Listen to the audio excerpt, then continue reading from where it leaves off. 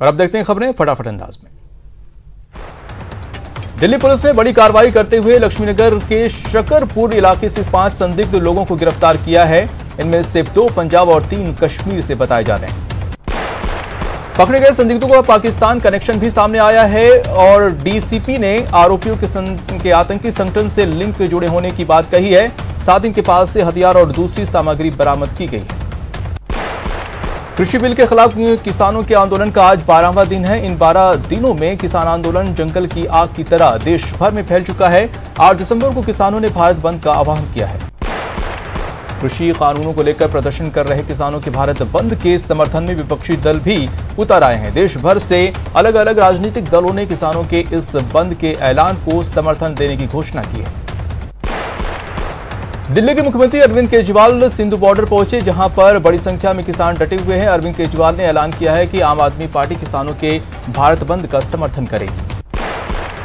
साथ ही केजरीवाल ने कहा कि हम किसानों की हर मांग का समर्थन करते हैं। किसानों का मुद्दा और संघर्ष जायज है। दिल्ली सरकार और हमारी पार्टी किसानों के संघर्ष में साथ है। किसान आंदोलन के मद्देनजर दिल्ली ट्रैफिक पुलिस ने नई एडवाइजरी जारी की है। गाजियाबाद से दिल्ली आने के लिए बॉर्डर बंद कर दिए गए हैं। प्रदेश कांग्रेस ने किसानों के भारत बंद का समर्थन किया है। सीएम अशोक गहलोत का ट्वीट कर कहा है कि किसानों के पक्ष में 8 दिसंबर को भारत बंद का कांग्रेस पार्टी समर्थन करती है। किसान हितों से जुड़े इस मुद्दे को देश के कोने कोने में ले जाने के लिए कांग्रेस का हर कार्यकर्ता उनके साथ खड़ा है। राजधानी में कांग्रेस और एनडीए की सहयोगी पार्टी आरएलपी ने 8 दिसंबर को बुलाए गए भारत बंद को अपना समर्थन दिया है। आरएलपी सांसद हनुमान बेनीवाल ने इस कानून को काला कानून करार दिया और कहा कि अगर केंद्र किसानों की मांगें मानने में विफल रहता है, 8 दिसंबर को भाजपा के साथ अपनी पार्टी के गठबंधन पर अंतिम फैसला ले सकते हैं। पेट्रोल डीजल की कीमतों में आई जबरदस्त उछाल से लोगों की मुसीबतें और बढ़ गई हैं। लगातार छठे दिन तेल कंपनियों ने पेट्रोल और डीजल की कीमतों में बढ़ोतरी की है। पेट्रोल के दाम में 30 पैसे प्रति लीटर और डीजल के दाम में 26 पैसे प्रति लीटर का इजाफा हुआ है। प्रतिदिन सुबह 6 बजे पेट्रोल और डीजल की कीमतों में बदलाव होता है। सीमावास पर आज गहलोत मंत्रिपरिषद की बैठक होगी। बैठक में प्रभारी मंत्रियों को जिम्मेदारी सौंपी जाएगी। सरकार के 2 साल पूरे होने पर बैठक हो रही है। बैठक से पहले पीसीसी चीफ गोविंद सिंह डोटासरा ने कहा कि बैठक में जनसुनवाई और बिजली कनेक्शन पर चर्चा होगी। साथ ही प्रदेश कांग्रेस कमेटी के प्रस्तावों पर भी विचार विमर्श होगा। सीएम गहलोत के सरकार गिराए जाने वाले बयान आने के बाद अब बीजेपी ने भी पलटवार किया है। बीजेपी प्रदेश अध्यक्ष सतीश पूनिया ने वर्चुअल प्रेस कॉन्फ्रेंस करके कहा है कि आपके घर का झगड़ा था जो अभी भी निपटा नहीं है। साथ ही पूनिया ने कहा कि हमने गारंटी नहीं दी कि आप गिरोगे और हम बचाएंगे। पूनिया ने मंत्रिमंडल की तुलना में जिम्बाब्वे की क्रिकेट टीम से कर डाली है। स्कूल फीस की वसूली मामले में हाईकोर्ट में सुनवाई हुई। 15 दिसंबर को मामले में अंतिम बहस होगी। हाईकोर्ट ने एकल पीठ से मामले में सारा रिकॉर्ड मंगवाने के निर्देश दिए हैं। प्रदेश में 636 जिला परिषद सदस्य और 4371 पंचायत समिति के चुनाव निष्पक्ष तरीके से करवा लिए हैं। अब आयोग कड़ी सुरक्षा के बीच मतगणना की तैयारी में है। कल यानी 8 दिसंबर को सभी 21 जिला मुख्यालय पर सुबह 9 बजे से मतगणना शुरू होगी। आयोग की ओर से मतगणना स्थलों पर सुरक्षा के अच्छे इंतजाम किए गए हैं। राज्य निर्वाचन आयोग के आयुक्त पीएस मेहरा ने संबंधित जिला निर्वाचन अधिकारियों को सुरक्षा के पुख्ता उपाय करने के निर्देश दिए हैं। अजमेर में 4 चरणों में पंचायत चुनाव के बाद अब 8 दिसंबर को मतगणना होगी, जिसको लेकर जिला प्रशासन ने तैयारियों को अंतिम रूप दे दिया है। पॉलिटेक्निक कॉलेज में होने वाले मतगणना को लेकर अहम बैठक हुई। बूंदी के हिंडौली में फर्जी मतदान की शिकायत के बाद बूथ नंबर 47 और 48 पर आज फिर शांति मतदान चल रहा है और मामले में 5 कर्मियों को निलंबित किया गया है। बूंदी की हिंडौली पंचायत समिति में 47,048 नंबर बूथों पर फर्जी मतदान होने की शिकायत मिली, जिसके बाद निर्वाचन आयोग हरकत में आ गया। निर्वाचन विभाग ने कहा कि दोषियों के खिलाफ सख्त कार्रवाई की जाएगी। भरतपुर के डीग में नगरपालिका चुनाव के मद्देनजर बीजेपी प्रदेश अध्यक्ष अशोक परनामी ने बैठक ली। बैठक में बूथ जीतो चुनाव जीतो का नारा देते हुए एकजुट होकर चुनाव जीतने का संदेश दिया।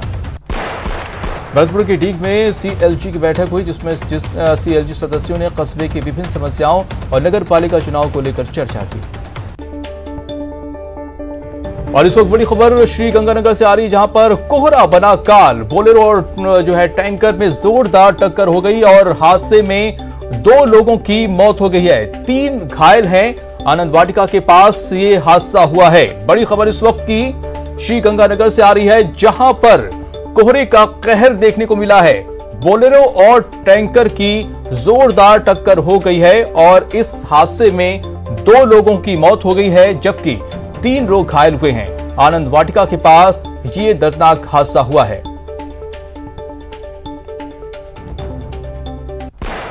जयपुर के रामगंज इलाके में 2 पक्षों में पथराव हो गया। दोनों पक्षों की ओर से मामला दर्ज कराया गया है। मच्छी मार्केट में पथराव की घटना हुई। अजमेर में चोरों के हौसले 7वें आसमान पर है। चोर शादी समारोह में बेखौफ होकर अपने मंसूबे को अंजाम दे रहे हैं। चोरों ने शादी समारोह में करोड़ों रुपए के गहने पर अपना हाथ साफ कर दिया। कोटा के कैलाशपुर इलाके में एक अधिवक्ता के घर के बाहर खड़ी टवेरा गाड़ी की चोरी की घटना सीसीटीवी कैमरे में कैद हो गई है। अधिवक्ता अशोक चौधरी ने चोरी की घटना की शिकायत कुन्हाड़ी थाने में दर्ज कराई है। पुलिस मामले की छानबीन में जुटी है। भीलवाड़ा के शाहपुरा पंचायत में चोरों ने मंदिर में धावा बोल दिया है। चोरों ने मंदिर से 40 किलो से ज्यादा ज्वेलरी चुराकर फरार हो गए। कोटा के एमबीएस अस्पताल में ब्लड बैंक में ब्लड के टोटे का फायदा दलाल उठा रहे हैं। यहां मरीज के परिजन से खून चढ़ाने के नाम पर 2100 की ठगी कर बदमाश फरार हो गए। बारां के मंगरोल में नील गाय की गोली लगने से मौत हो गई है। एक सप्ताह में मंगरोल क्षेत्र के भीतर की ये दूसरी घटना है। बाड़मेर में एक साथ 27 लोगों ने हिंदू धर्म को छोड़कर बौद्ध धर्म की दीक्षा ग्रहण की है। भारत पाकिस्तान सीमा से सटे राजधानी के बाड़मेर में रविवार की रोज इन लोगों ने दीक्षा समारोह को जश्न के साथ मनाया।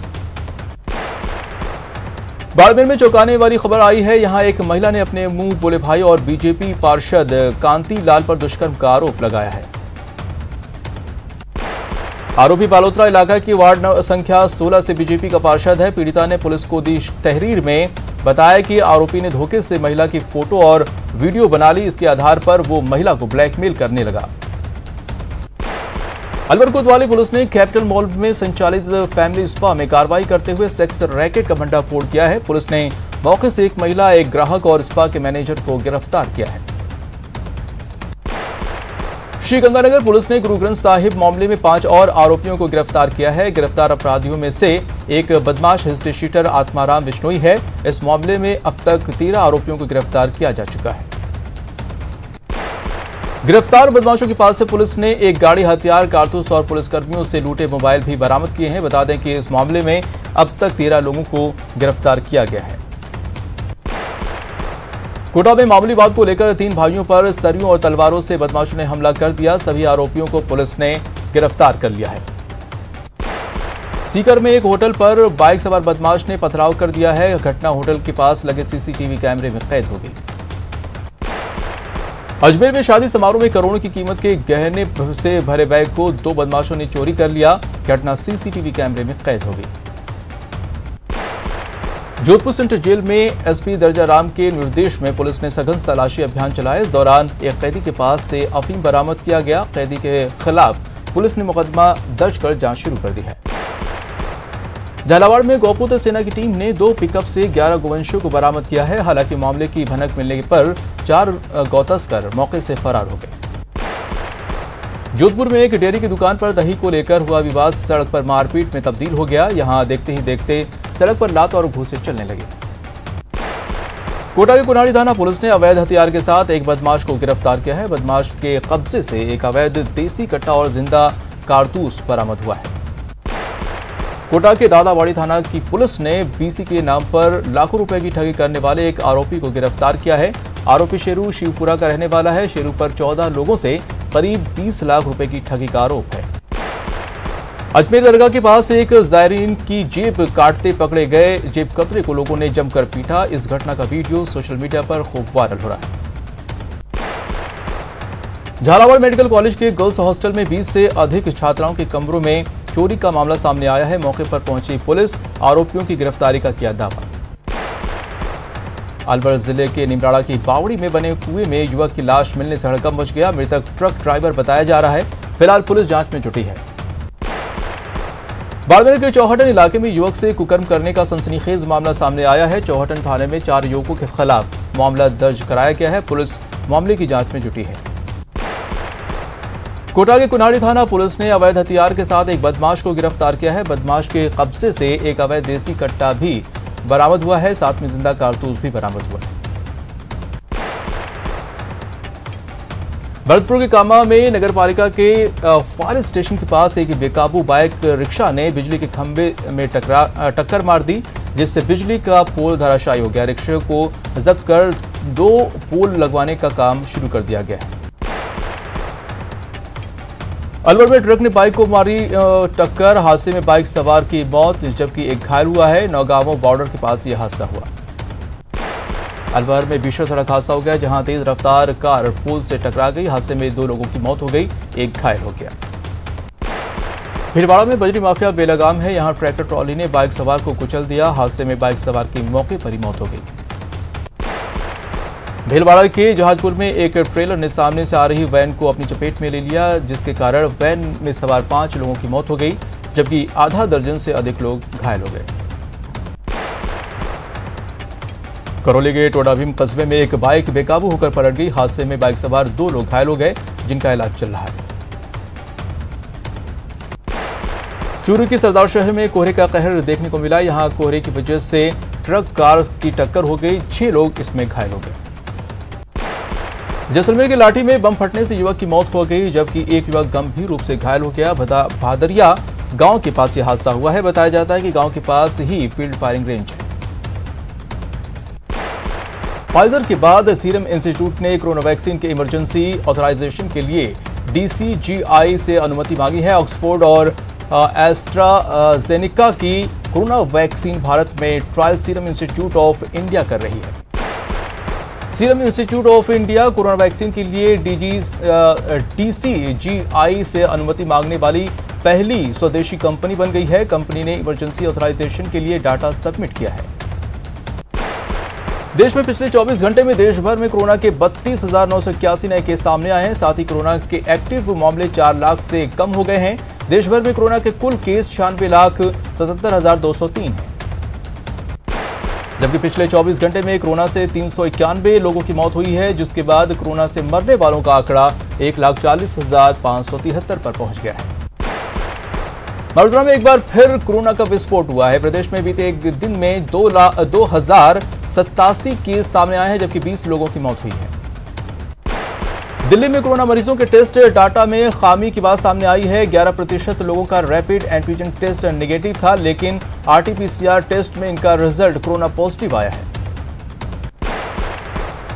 56,862 मरीजों में से 32,903 मरीजों का RT-PCR विधि से दोबारा टेस्ट हुआ। इसमें से 3,524 मरीज कोरोना पॉजिटिव पाए गए। ये खुलासा RTI से मिले एक जवाब में हुआ है। कोटा में होम आइसोलेटेड 2 मरीजों की तबीयत बिगड़ गई है। चिकित्सा विभाग की टीमों ने मुस्तैदी दिखाते हुए दोनों को कोविड अस्पताल में भर्ती करवाया है। जोधपुर में विश्व हिंदू परिषद भोपालगढ़ इकाई की ओर से शौर्य दिवस मनाया गया। कस्बे की इंदिरा स्कूल में इस मौके पर रक्तदान शिविर का आयोजन किया गया। जोधपुर में लगातार बढ़ रहे कोरोना संक्रमण के मामले के बाद हरकत में पुलिस प्रशासन, अधिकारियों को गाइडलाइंस पालन कराने के निर्देश। कोटा के ब्लड बैंक में रक्त की कमी को दूर करने के लिए रेजिडेंट डॉक्टर एसोसिएशन की ओर से रक्तदान शिविर का आयोजन किया गया। शिविर में करीब 100 यूनिट रक्त का संग्रहण हुआ। जोधपुर में कोरोना गाइडलाइन का पालन नहीं करने वाले दुकानदारों पर कार्रवाई की जा रही है। इसी क्रम में एक मोबाइल दुकान को सीज किया गया और बिना मास्क के बाहर घूम रहे दर्जनों लोगों का चालान भी काटा गया। चूरू के सुजानगढ़ भोजलाई चौराहा व्यापार मंडल और श्री राम सेवा संस्था के संयुक्त तत्वाधान में रक्तदान शिविर का आयोजन किया गया। शिविर में 61 लोगों ने रक्तदान किया। लॉकडाउन में बेरोजगार हुए लोगों के लिए सेवा भारती समिति वरदान साबित हुई। समिति ने 5 हाथ ठेलों का निःशुल्क वितरण किया। जोधपुर में SC/ST association, north west employees union और UPRCS की देखरेख में रक्तदान शिविर का आयोजन किया गया। इस मौके पर संगठन से जुड़े कई पदाधिकारियों और कार्यकर्ताओं ने रक्तदान किया। अजमेर में मनाया गया सिविल डिफेंस का स्थापना दिवस। कर्मचारियों ने बस स्टैंड पर यात्रियों को कोरोना जागरूकता का संदेश दिया।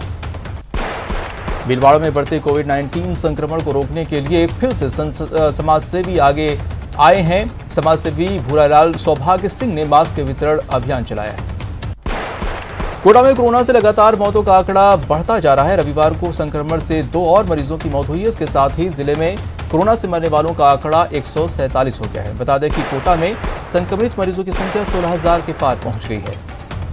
बारा के केलवाड़ा कोविड केंद्र में ही एक जोड़े ने पीपीई किट पहनकर शादी कर ली। दरअसल दुल्हन शादी के दिन ही कोरोना पॉजिटिव पाई गई। शादी समारोह को कैमरे में रिकॉर्ड किया गया, जिसका वीडियो सोशल मीडिया पर वायरल हो रहा है।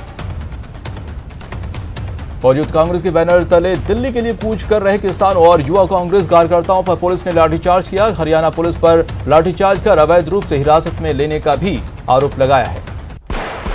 अलवर जिले में बाबा साहेब भीमराव अंबेडकर के महापरिनिर्वाण दिवस पर रक्तदान शिविर का आयोजन किया गया। खुदनपुरी के वार्ड संख्या 42 में कनिष्का फाउंडेशन के साथ मिलकर वार्ड पार्षद रिंकू ने यह शिविर लगाया।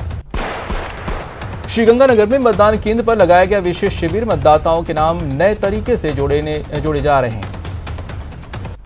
अलवर में डीएम ने रामगढ़ पंचायत समिति क्षेत्र का निरीक्षण किया, साथ ही साथ दिल्ली मुंबई एक्सप्रेस का भी निरीक्षण किया। बीकानेर में नगर निगम प्रशासन साफ सफाई के साथ साथ कचरा संग्रहण के प्रयास तेज कर दिए हैं। महापौर सुशीला कंवर, राज पुरोहित और उप महापौर राजेंद्र पवार ने जूनागढ़ के सामने 80 नए ट्रैक्टरों को हरी झंडी दिखाकर रवाना किया। दौसा की लालसोट थाना पुलिस ने बड़ी कार्रवाई को अंजाम दिया है। हाईवे पर लूट और अपहरण की वारदात करने वाले एक गिरोह का पर्दाफाश किया। जोधपुर के बोरुंदा कस्बे में बूंद-बूंद सिंचाई पद्धति अपनाने की सलाह, किसान हनुमान सिंह राठौड़ ने किया प्रेरित। जोधपुर की धवा पंचायत समिति ने सफाई व्यवस्था को लेकर अभियान चलाया, लोगों को स्वच्छता के लिए जागरूक किया।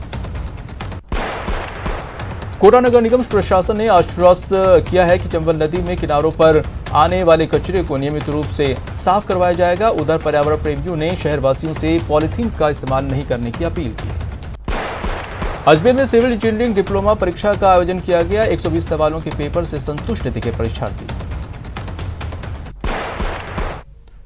फिलहाल इस बुलेटिन में इतना ही। नमस्कार।